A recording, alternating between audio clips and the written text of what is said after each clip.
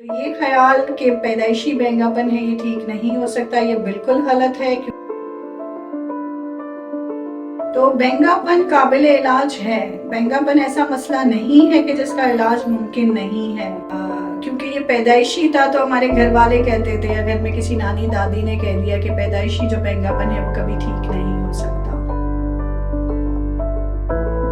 बच्चे की कंप्लेंट्स आ रही हैं स्कूल से कि ये कॉपी करने में मिस्टेक्स कर रहा है, और आप शायद ये सोच रहे हो कि बच्चा तवज्जो नहीं देता, बच्चा सही से अटेंटिव नहीं है क्लास में। हो सकता है कि उसको आईसाइट इश्यू हो।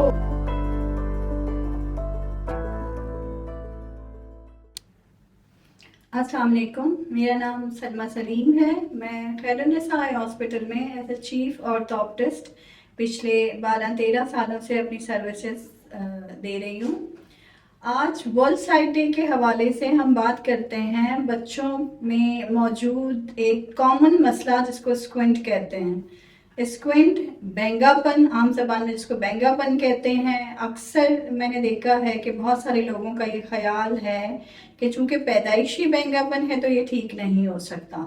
तो आज हम इसी पॉइंट को हाईलाइट करते हैं और इस पर थोड़ी सी डिस्कशन कर लेते हैं, थोड़ी सी बात कर लेते हैं कि पैदाइशी बैंगापन हो या बाद में आने वाला बैंगापन, बैंगापन का इलाज मुमकिन है, लेकिन वक्त पे इलाज बहुत ज़रूरी है। तो ये ख्याल कि पैदाइशी बैंगापन है ये ठीक नहीं हो सकता, ये बिल्कुल गलत है, क्योंकि इसी में बहुत सारे बच्चे नुकसान उठाते हैं। खुसूसन जिन बच्चों की एक आंख में बैंगापन है तो अक्सर ऐसा होता है कि वो आंख से नज़र भी नहीं आता, क्योंकि उस आंख से वो देखना छोड़ देते हैं, जिसका नतीजा ये हो जाता है कि वो आंख फिर सुस्त हो जाती है, जिसको हम अपनी ज़बान में कहते हैं लेजी आई, सुस्त आंख।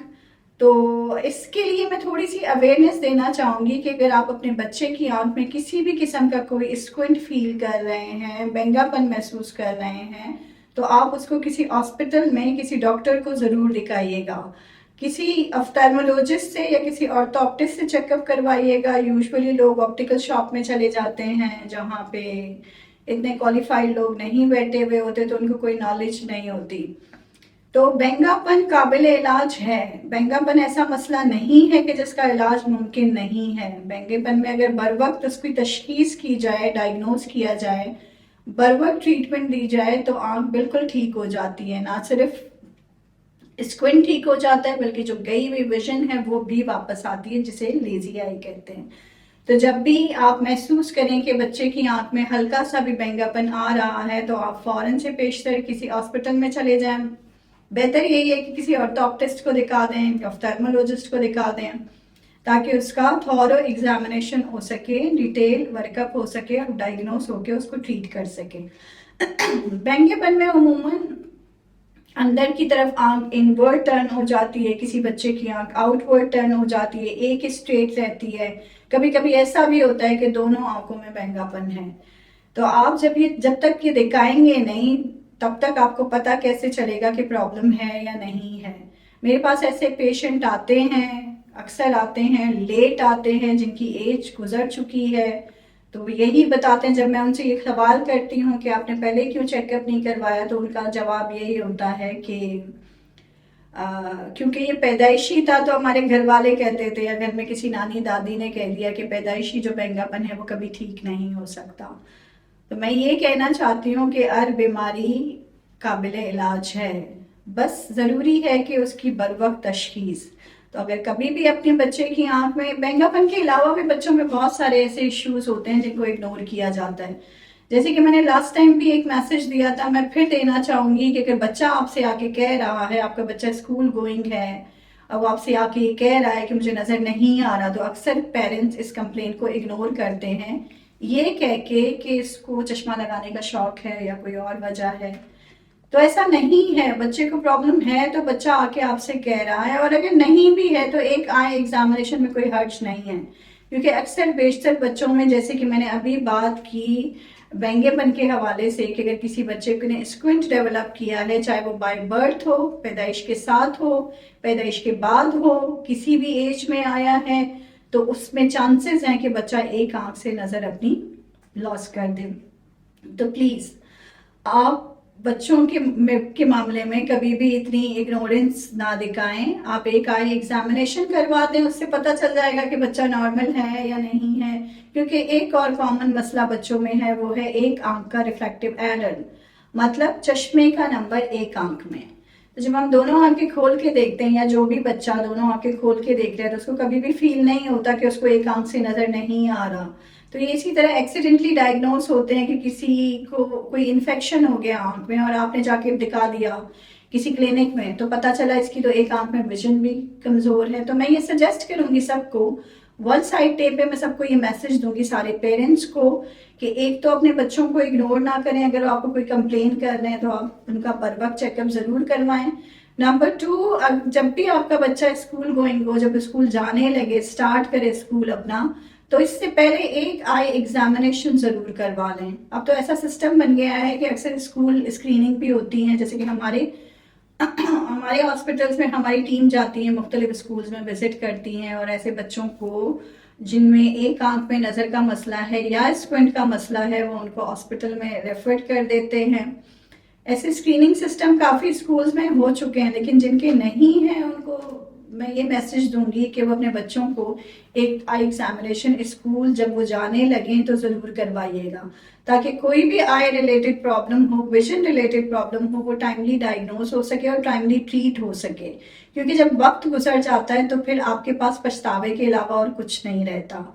तो प्लीज़ आप अपने बच्चों पे तवज्जो दें, और स्पेशली उनकी आइज को देखते रहें, उनको ऑब्जर्व करते रहें कि कहीं वो ऐसा तो नहीं हो रहा कि जिसको आप कह रहे हैं कि ये तवज्जो नहीं दे रहा, उसको विजन प्रॉब्लम हो। और बच्चे की कंप्लेंट्स आ रही हैं स्कूल से कि ये कॉपी करने में मिस्टेक्स कर रहा है, और आप शायद ये सोच रहे हो कि बच्चा तवज्जो नहीं देता, बच्चा सही से अटेंटिव नहीं है क्लास में। तो ज़रूरी नहीं है कि रीज़न ये हो, ये भी एक रीज़न हो सकता है, लेकिन ज़रूरी नहीं है कि यही हो सकता है कि उसको आईसाइट इश्यू हो, उसको कोई ग्लासेस के नंबर हो जिनकी वजह से वो कॉपी करने में मिस्टेक्स कर रहा है।